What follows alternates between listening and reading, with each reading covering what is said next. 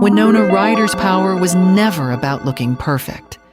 It was about making outsiders feel understood.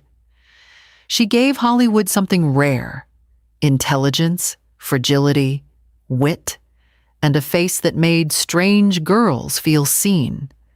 From Heathers to Edward Scissorhands to Girl Interrupted, she became the actress people trusted with loneliness. Then one incident at Saks Fifth Avenue threatened to erase all of that. The booking photo became easier to sell than the woman behind it. Headlines flattened pressure, fame, and prescription medication into a public joke. Why did one bad chapter become louder than years of brilliant work? This is Hollywood Dark Secrets, where we ask why one public mistake nearly erased the career, talent, and strange brilliance that made Winona Ryder unforgettable. In the late 1980s, Hollywood still rewarded a narrow kind of young actress. The industry liked beauty it could package fast. It liked faces that could sit on a poster without making anyone explain the mood. Winona Ryder did not enter that room as a clean studio product. She looked sharp, uneasy, smart, and slightly out of step. That was the first thing Hollywood did not know how to use. It was also the thing that would make her matter.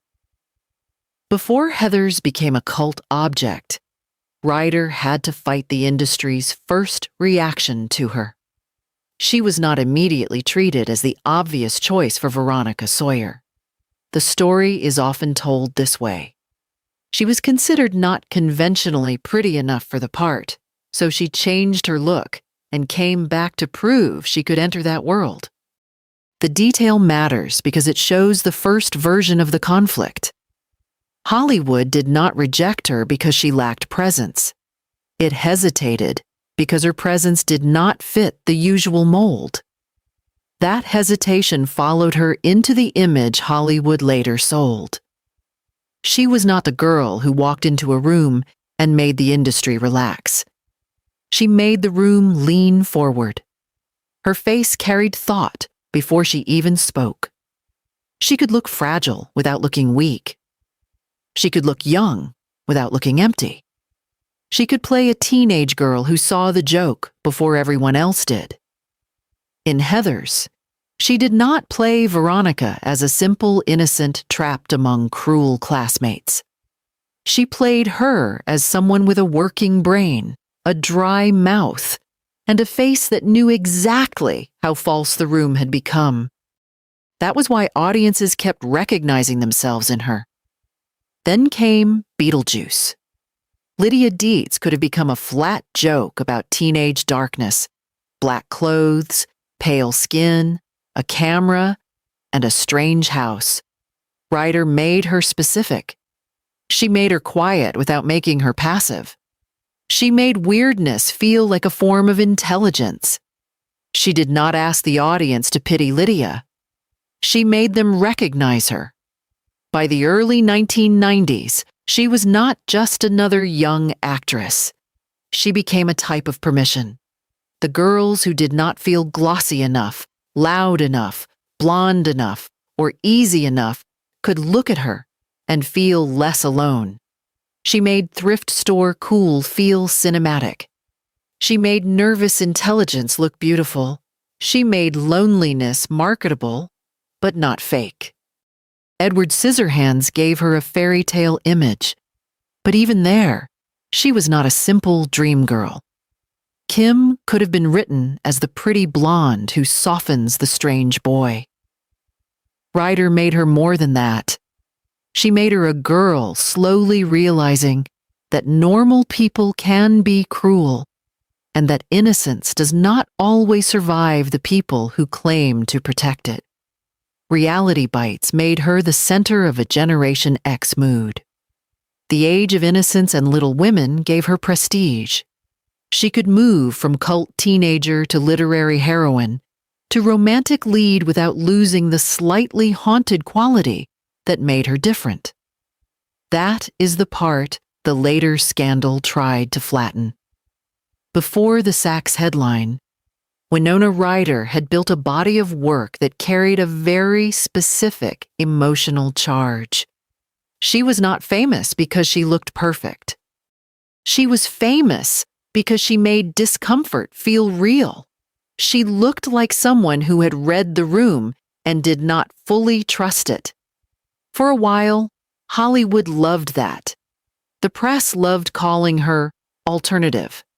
Fashion loved her awkward elegance. Directors loved the nervous electricity she brought into a scene. But once Hollywood turned her difference into a brand, that image became harder to escape. Winona was loved for being fragile and cool at the same time. That is a hard image to survive. If she seemed too guarded, the press could call her difficult. If she seemed too emotional, they could call her unstable. If she disappeared, they could call her ungrateful. If she stayed visible, they could keep taking pieces of her private life and selling them back to the public. That was the hidden cost of being the 90s actress people trusted with sadness. The audience did not only want performances from her, they wanted proof that the sadness was real. And the press was waiting for the day it could stop treating that sadness as art and start treating it as evidence. Winona Ryder became famous while she was still trying to understand what kind of person she wanted to be. That matters. A teenager can survive a camera, but it changes the way the world touches her. Every outfit becomes a signal. Every boyfriend becomes a public file. Every nervous look becomes a theory. For a young woman built on sensitivity, fame does not only open doors, it keeps the doors open even when she needs them shut. Her relationship with Johnny Depp became one of the loudest examples. They were young, beautiful, strange-looking together in a way the press could not resist. He had the tattoo. She had the pale, guarded face. They became a public romance before either of them had a private adult life strong enough to protect it. The relationship should not be turned into the single explanation for anything that came later. That would be too simple. But it did show how quickly Winona's private feelings could be absorbed into entertainment. Magazine covers turned their relationship into mood, style, and fantasy.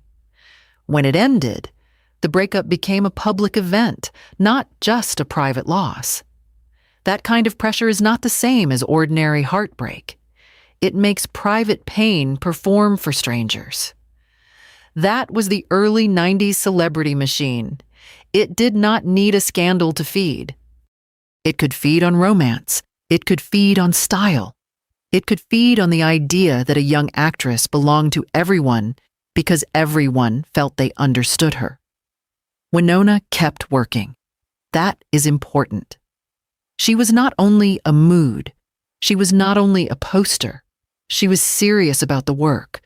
She chose material that often carried anxiety, intelligence, and inner pressure. She was drawn to characters who did not move through the world easily. Girl, Interrupted showed that most clearly. Ryder helped push the film forward for years. She had read Susanna Kaysen's book and felt strongly enough about it to help bring it to the screen. That tells us something useful, but it should not be exaggerated. It does not mean every part of the character was a confession. It does not mean the role explains Ryder's own mind. It means she recognized the force of a story about young women being watched, labeled, medicated, contained, and misunderstood. In Girl, Interrupted, Ryder played Susanna with a flat, frightened honesty. She did not make the character glamorous. She did not make her pain decorative. She let the silence sit on her face.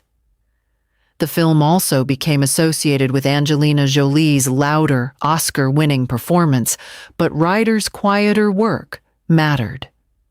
She gave the story its center. She played the kind of person who does not always know how to explain the danger she feels inside herself. That kind of work built both her career and the public expectation around her. By the end of the 1990s, Winona Ryder was no longer just a young actress.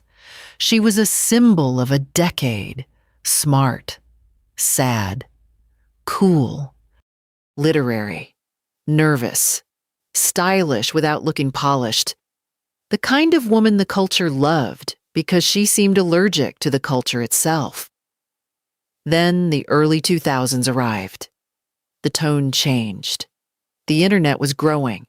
Tabloid culture became faster, harsher, and less ashamed of itself. Famous women were photographed, mocked, ranked, shamed, and turned into nightly jokes. A legal problem did not stay inside a courthouse.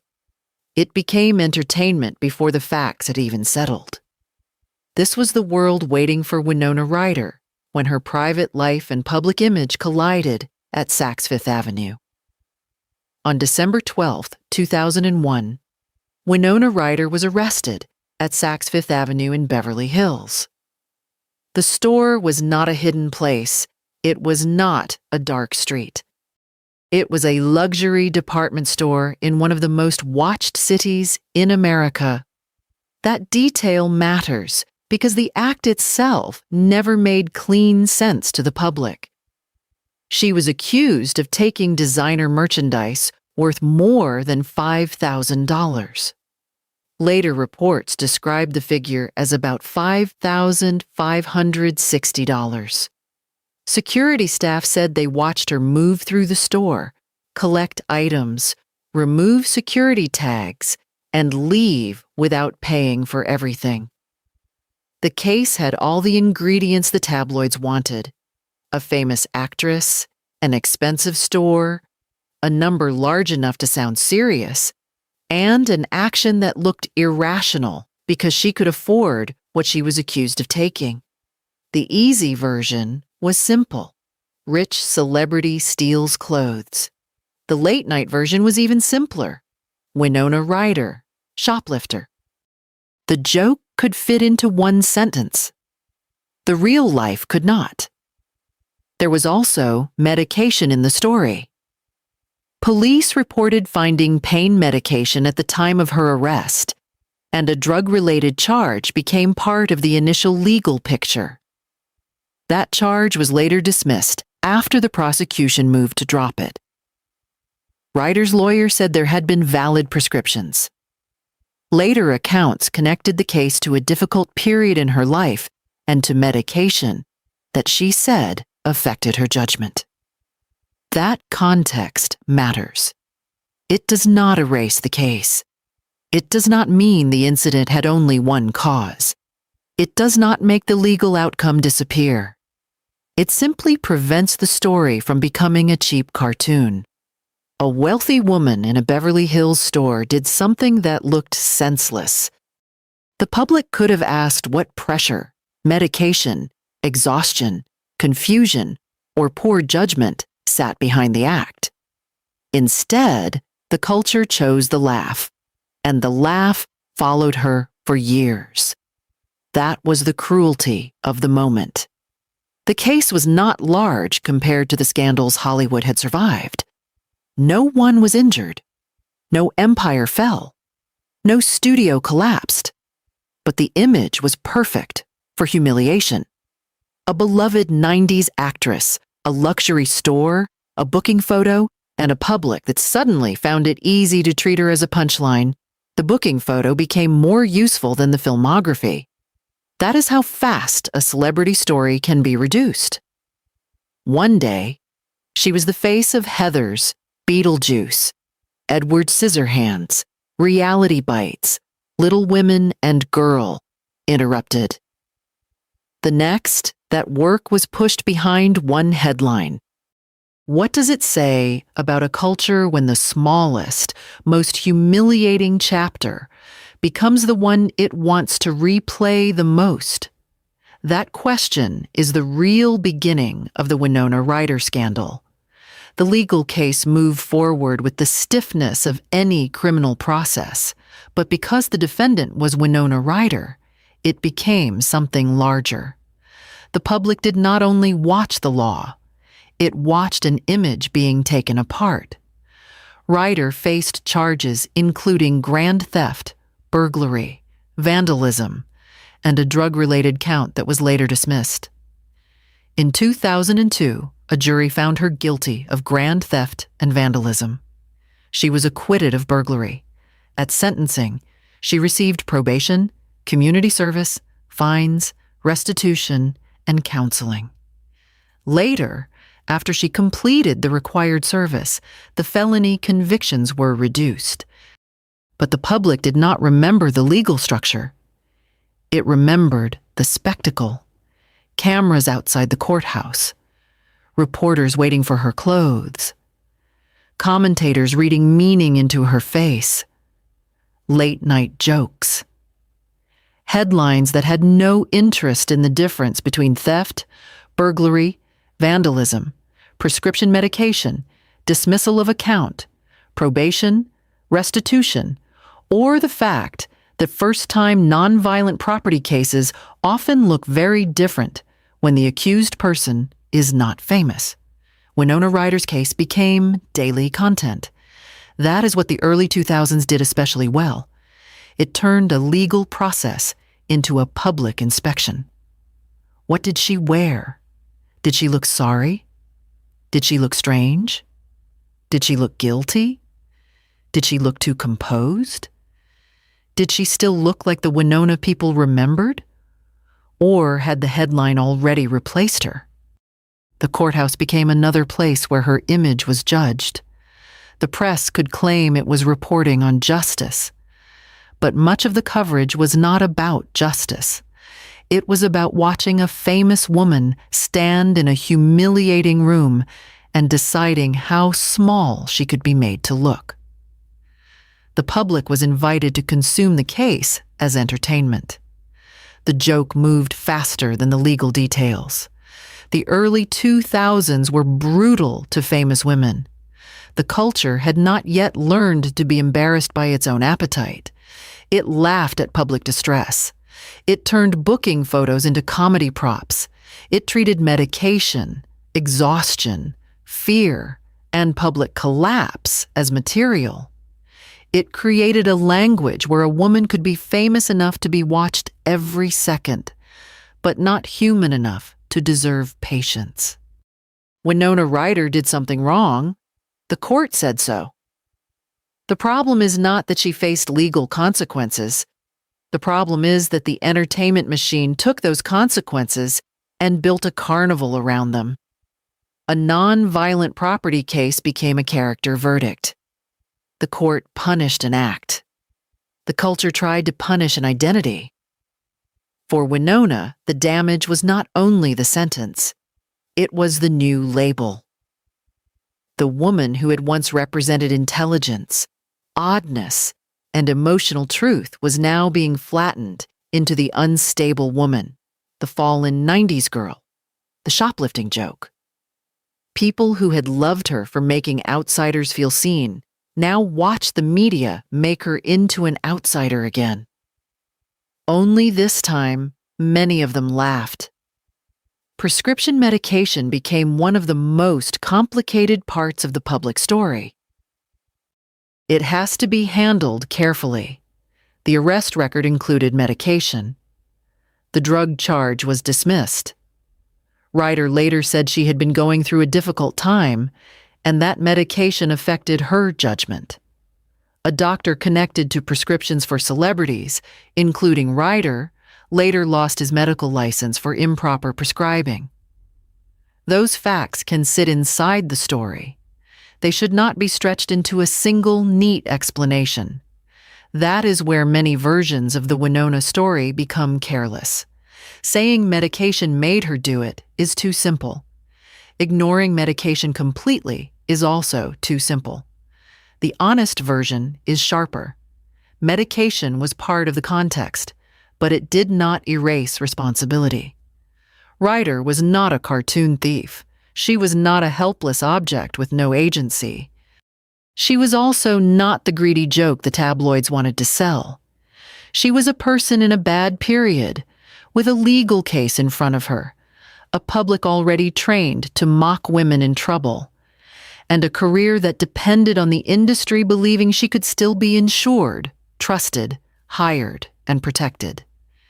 That is the part the public rarely understood. A scandal does not need to end a career overnight to damage it. It can work more quietly.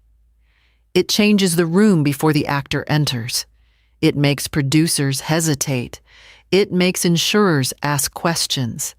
It makes casting feel risky.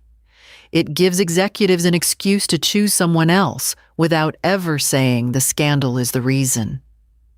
This is not the same as a formal blacklist. That word would be too strong without proof. What happened to Winona was softer and harder to fight. The industry did not need to announce that she was finished. It only needed to treat her as uncertain. Studios are built on risk calculation. A film set costs money every day. Insurance matters. Reliability matters.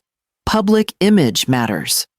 Once the phrase risk attaches itself to an actor, talent alone may not be enough to remove it. Directors can admire you. Fans can still love you. But someone in an office can still ask whether the production can afford the headline. That kind of hesitation does not show up in late-night jokes. It shows up in the jobs that never happen. That was one of the real costs of the Sachs case. The joke was loud. The silence after it was louder. The Winona Ryder case did not happen in a vacuum. It happened in a period when the entertainment press was learning how profitable public humiliation could be. The early 2000s were a bad room for famous women. The tabloids were aggressive. Entertainment television needed fresh material every night. Late-night shows could turn a legal problem into a punchline before the court had finished speaking. Internet gossip was starting to move faster than magazine publishing. A celebrity woman's bad day could now be clipped, repeated, reworded, and sold across formats. Britney Spears would become a national argument over motherhood, sexuality, mental health, and control. Lindsay Lohan would become a legal punchline before many people asked what kind of machinery surrounded her. Paris Hilton would be flattened into a joke about fame itself.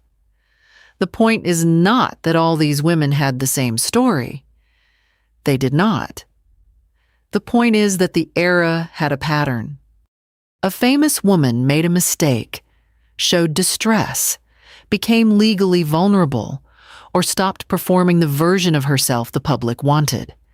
The media made it funny. The audience called it entertainment. The industry stepped back and pretended the cruelty was public demand. Winona's case fit that pattern early. The tabloids did not want complexity. They wanted a clean fall. The actress who made strange girls feel seen had become strange in a way the culture could punish. That was the shift. Strange on screen was charming. Strange in a courtroom was market risk. And Hollywood understands market risk better than it understands mercy. The public conversation around the trial made the case feel bigger than it was. It was not only reported, it was staged. The outfit coverage became its own story. The court arrival became a visual event. People were not only asking whether Ryder had broken the law, they were asking whether she looked like someone who deserved sympathy. That is a dangerous question because it lets the audience decide humanity by surface. If she looked too calm, she was arrogant. If she looked too tired, she was unstable. If she looked elegant, she was not sorry enough. If she looked broken, the cameras had won. No matter what she did, the image could be turned against her. The legal system had rules. The media spectacle did not. Winona Ryder did not disappear in one clean motion. That is important. She kept working. She appeared in films. She did not vanish from the planet. But the center of her career changed. Before the case, she had been one of the defining actresses of her generation. Afterward, the industry did not seem to know where to place her. She was still too talented to ignore, but now she carried a public story that made executives cautious. A woman who had been marketed as sensitive, strange, and fragile was suddenly stamped with a word Hollywood fears, unstable. That word can do damage long after the facts have become more complicated. The industry often forgives male actors for chaos by calling it intensity. It often recasts their worst years as part of a legend. For women, the road back is thinner. A woman's public mistake can be treated as proof of her entire character. If she was already known for sensitivity, the scandal is folded into that sensitivity until people act as if they always saw it coming. That is how the old image turned against her. The same qualities that made her beloved in the 90s were reread after Saks. Her nervousness became suspicious. Her privacy became odd. Her refusal to behave like a polished celebrity became evidence that something had always been wrong. The culture did not need to invent a new Winona. It only had to twist the old one. There were also practical worries. Insurance and bonding can shape casting in ways the public rarely sees. A director can want an actor. A producer can admire the work. But a film still needs financing, schedules, and protection against risk. At least one account later described difficulty getting Ryder insured for a project. Whether every project was affected, the same way is impossible to prove. And the script should not pretend otherwise. But the larger point is clear enough. The case changed the way the industry calculated her. This is how hesitation works. It does not always arrive as a letter or a press statement. It can come as a pause in a casting meeting, a question about whether the public will remember the films or the headline, or a producer choosing the less complicated option. Winona lost momentum during years when Hollywood was rarely patient with women who had become public punchlines. That is not the same as saying her career was destroyed. It was not. It is saying something more exact. The public image that had protected her stopped protecting her. Then came a strange twist. Marc Jacobs did not run away from the scandal. He leaned into it. In 2003, Ryder became the face of a Marc Jacobs campaign. The connection was impossible to miss. She had been accused of taking designer items from Saks, including a Marc Jacobs piece. During the trial, people watched what she wore with an almost stupid level of attention. The courtroom had already turned fashion into evidence. Jacobs turned the evidence back into fashion. The campaign was cheeky, controlled, and self-aware. Some images referenced the scandal through props like scissors and shopping bags. Ryder did not appear broken. She did not appear to be begging. She looked blank, elegant, and slightly removed, the way she often had in her best photographs. It was not a full career rescue. It did not undo the court case, but it changed the temperature of the joke. The media had tried to make her look ridiculous. The Marc Jacobs campaign suggested she could still stand inside the image without letting it own her. It took the public's cheap joke and placed it inside an expensive frame. That did not erase humiliation. It did something colder. It showed she could survive the gaze. For a woman whose image had been taken away from her, that kind of controlled appearance mattered. But a fashion campaign could not fix Hollywood hesitation. It could not restore every lost part. It could not make producers forget the insurance questions. It could not force the public to separate the woman from the punchline. It only proved that the story was not finished. Winona did not instantly rise again because of Marc Jacobs. She did not beat the entire media machine with one advertisement. Real life is slower than that. The campaign gave her a clever public counterpoint, but the deeper retreat still came. She began stepping away from the version of Los Angeles that had consumed her. Years later, she would describe that time with a blunt phrase: "She checked out." That phrase is better than any dramatic invention. It sounds like someone who stopped arguing with the machine and simply left the room. After the trial, Ryder moved away from the center of Hollywood life. She spent more time in San Francisco. She took fewer roles. She stepped out of the constant churn. The public could call it a fall, but that word misses something. A fall suggests helplessness. Checking out suggests a choice, even if the choice came after pain. She had been famous since adolescence. She'd been watched through roles, romances, awards, fashion, rumors, and a legal spectacle.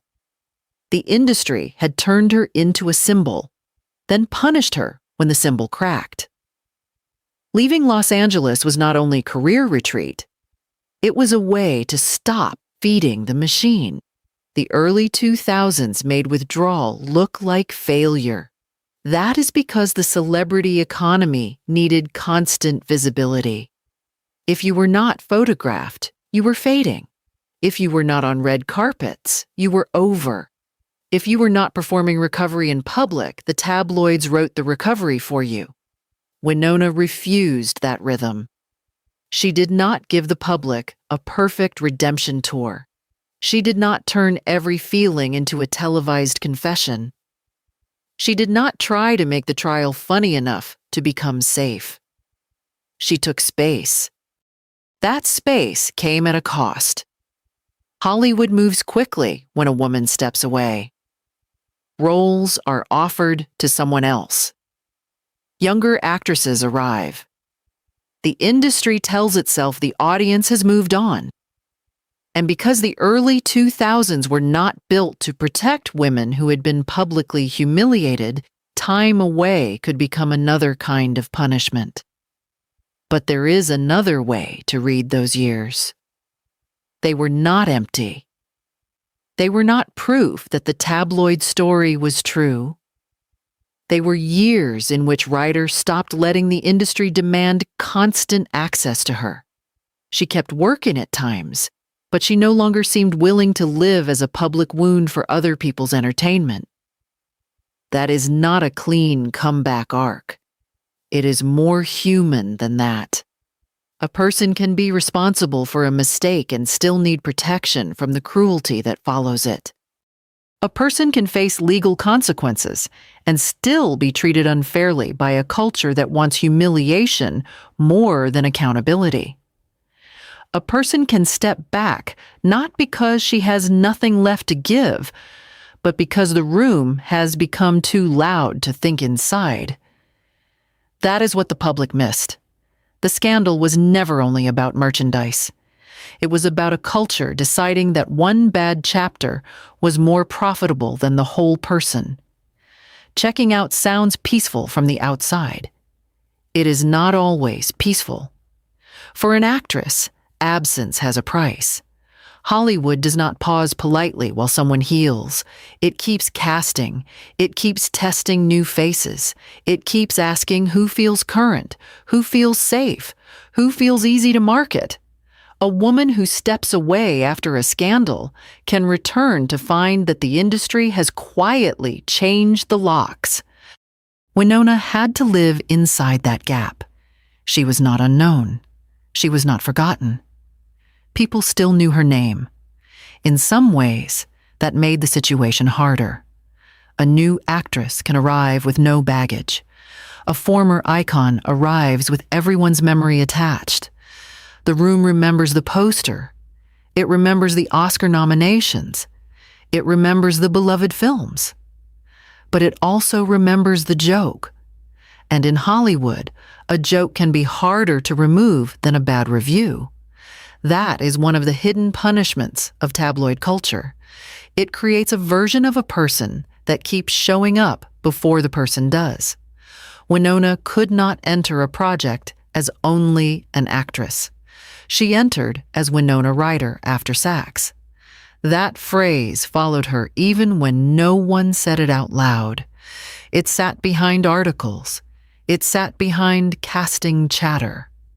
It sat behind curiosity about whether she was okay, whether she was reliable, whether the audience could accept her again.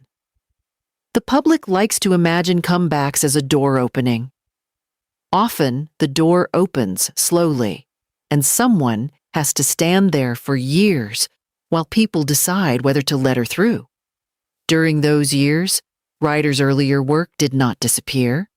It waited. Heathers waited. Beetlejuice waited. Edward Scissorhands waited. Reality Bites waited. Little Women waited. Girl Interrupted waited. The work did what the press did not do. It preserved proportion. A booking photo can be replayed, but so can a performance. The industry forgot that for a while. The audience did too. When Winona Ryder returned to a larger public stage with Stranger Things, it did not feel like a standard comeback built by publicity. It felt like a correction. The role of Joyce Byers worked because it did not ask Ryder to return as the cool young icon of the 90s. It let her be older. It let her look tired. It let her use fear, urgency, and deep feeling without turning those things into a joke. Joyce is a mother who refuses the official story. Her son is gone, and people around her keep telling her what is reasonable. She refuses reason because she knows something is wrong. That role carried a strange echo. For years, the public had treated Winona as if her fear made her unstable. In Stranger Things, fear became evidence of love. Panic became attention. Refusal became strength. The same emotional intensity that once made the industry hesitant now gave the show its human engine. That is why the comeback mattered. It did not simply put her back on screen. It changed the way many viewers remembered her. Younger audiences met her as Joyce. Older audiences remembered Lydia, Veronica, Kim, Lelena, Jo, and Susanna. The tabloid Punchline started to look smaller because the work became visible again. That is what the best comebacks do. They do not pretend the past vanished. They restore proportion. The Saks case did not disappear. It remained part of the record. But it no longer had the power to explain everything. It became one chapter, not the whole book. That is the correction the early 2000s refused to offer her.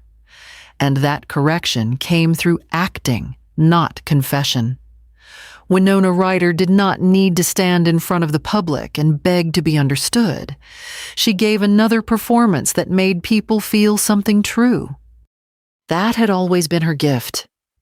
The industry had almost forgotten it because the joke was easier. Stranger Things reminded people that the joke had been too small for her. The woman the tabloids reduced to a booking photo could still hold the screen with a face full of fear and make the audience lean forward. That is not just a comeback. It is a rebuke. The Winona Ryder case still feels alive because it belongs to a larger argument about how the culture treated famous women in the early 2000s. At the time, the laughter felt normal. That is the most disturbing part. People did not think of themselves as cruel. They thought they were watching entertainment. They thought a celebrity had made a ridiculous mistake and deserved to be teased. They thought fame made humiliation fair. Years later, the mood looks different. The public has re-examined the way Britney Spears was discussed. It has re-examined the way young actresses were photographed outside clubs and courthouses. It has re-examined the way late-night comedy made women's distress into easy applause. It has re-examined how quickly the word unstable could be placed on a woman and how slowly it could be removed. Winona's case sits inside that reassessment. It is not the most extreme example of the era. That is exactly why it matters. The case was ordinary enough to show the pattern clearly. A non-violent property offense. A famous woman. A strange, embarrassing fact pattern. Prescription medication in the background. A courtroom. A judge. Community service. Probation. A tabloid machine ready to turn the whole thing into a character label. The public could have treated it as a legal matter. It chose a public ritual. That is why the story still works for a documentary.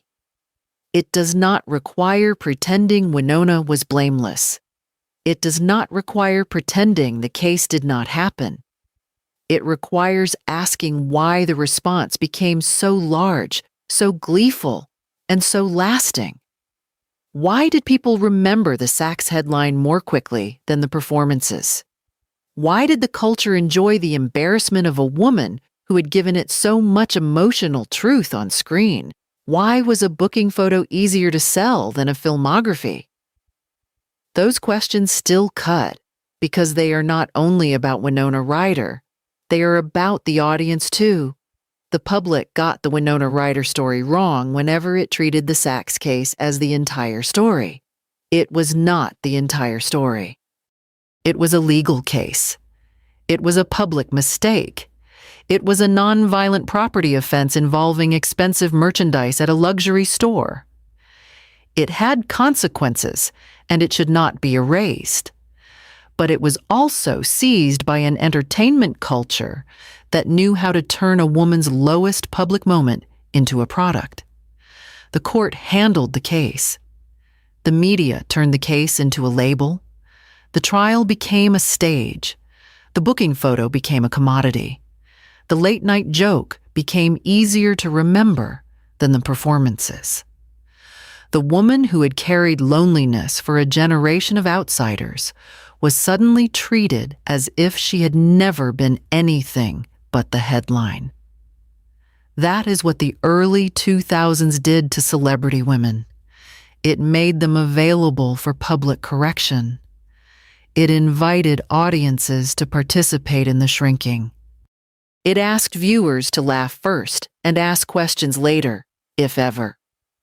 Winona Ryder's story still has force because it sits at the beginning of a cultural reckoning.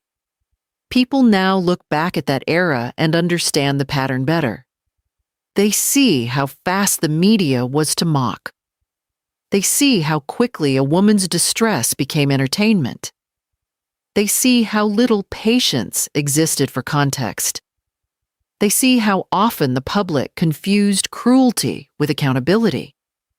What would have happened if the same case had been treated as a small legal matter instead of a national comedy routine? What would have happened if the public had remembered the medication context without using it as either an excuse or a joke? What would have happened if Hollywood had measured her whole career instead of one bad day at Saks? Those questions are not about clearing the record completely. They are about reading the record honestly. Winona Ryder made a mistake. She faced the law. She paid a price. She stepped back. She returned. The scandal did not erase her talent, but for a long time, the culture acted as if it had. That was the real damage. Not that people knew about the case. They had a right to know. Not that the court acted. Courts act. The damage was that the public enjoyed the humiliation too much. It remembered the punchline longer than it remembered the person. Today, Winona Ryder's legacy is larger than the Saks headline. It is in Heathers, Beetlejuice, Edward Scissorhands, Reality Bites, The Age of Innocence, Little Women, Girl, Interrupted, and Stranger Things. One public mistake did not create her. One booking photo did not define her. One courtroom spectacle did not cancel the years of work that made people trust her with loneliness. But the scandal still matters because it shows how quickly the culture can turn a famous woman into a joke when she becomes legally and emotionally vulnerable. It shows how the early 2000s treated celebrity women as public property. It shows how the media could turn a non-violent case into a long-running humiliation machine. It shows how Hollywood can hesitate without admitting it is punishing anyone. Winona Ryder did not return by pretending the past never happened. She returned because the work was still there. The face was older. The voice was steadier. The public had changed enough to understand that a punchline is not a biography. This is Hollywood Dark Secrets, where we do not treat scandals as gossip. We look at the system behind the image, the people it turned into products, and the stories it made too small to hold a full human life. If you want more stories like Winona Ryder's, subscribe to the channel, leave a comment, and tell us which Hollywood figure you want us to examine next. Because the real question is not whether Winona Ryder made one public mistake. The real question is why the culture wanted that mistake to become louder than everything she had already given us.